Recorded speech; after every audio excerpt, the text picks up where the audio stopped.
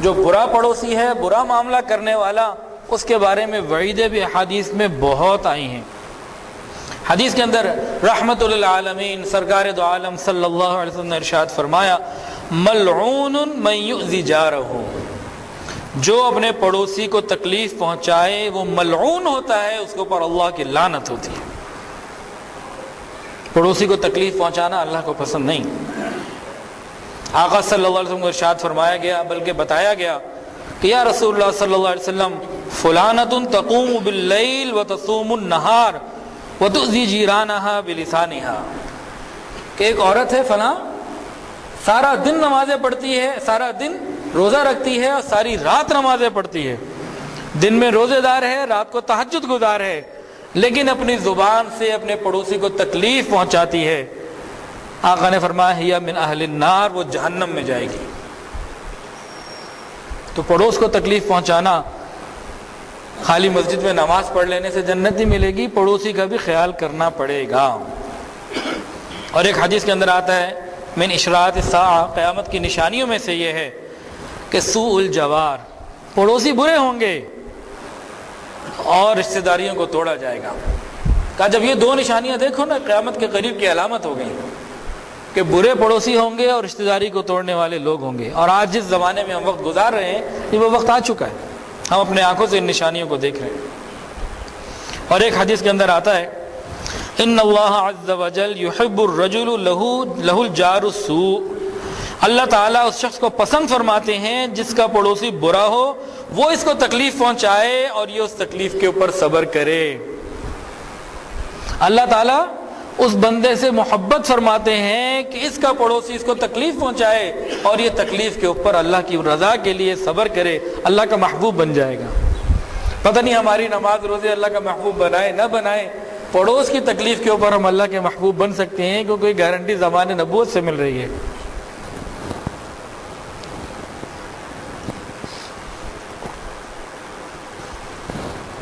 ایک حدیث میں نبی علیہ السلام سے پوچھا گیا تو نبی علیہ السلام نے بتایا اللہ تعالیٰ اس بندے سے خوش ہوتے ہیں جس کا پڑوسی برا ہو اور وہ صبر کرے، اللہ تعالیٰ اس بندے سے خوش ہو جاتے ہیں۔ ایک حدیث میں نبی علیہ السلام سے پوچھا گیا ای الذنب اعظم، سب سے بڑا گناہ کون سا؟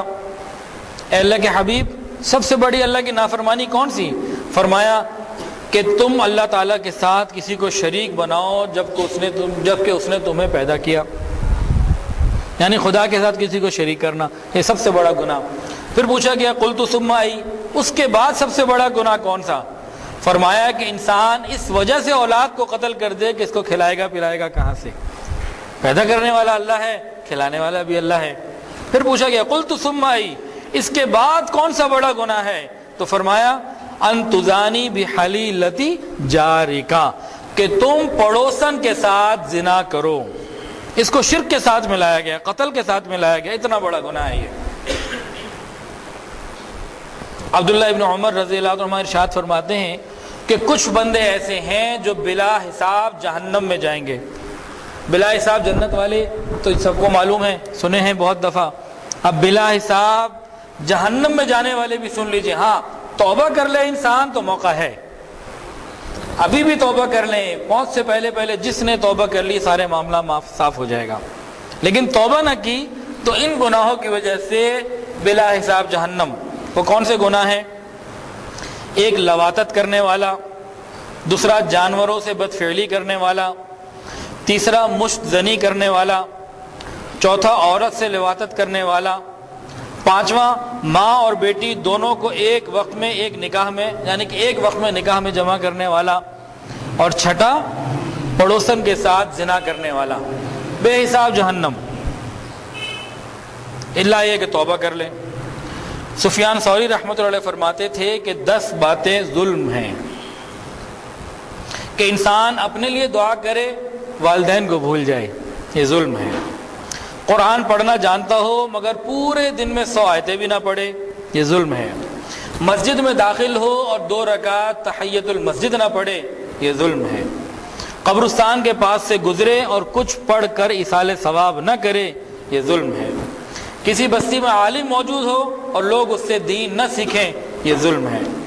2 شخص ایک ہی راستے پر چلتے ہوں اور آپس میں ایک دوسرے کا نام بھی نہ پوچھیں، یہ ظلم ہے۔ بھائی سفر میں جا رہے ہیں، اتنا حق تو ہونا چاہیے نا کہ دائیں بائیں بندہ نام ہی پوچھ لے۔ جمعے کے دن انسان شہر میں ہو اور نماز جمعہ کے لیے حاضر نہ ہو، یہ ظلم ہے۔ ایک مسلمان دعوت دے اور دوسرا قبول نہ کرے، یہ بھی ظلم ہے۔ ایک انسان جوانی بیکار گزار دے اور دین کا ضروری علم حاصل نہ کرے، یہ بھی ظلم ہے۔ اور آخری بات کہ خود پیٹ بھر کر کھانا کھائے اور پڑوسی بھوکا رہے، یہ بھی ظلم ہے۔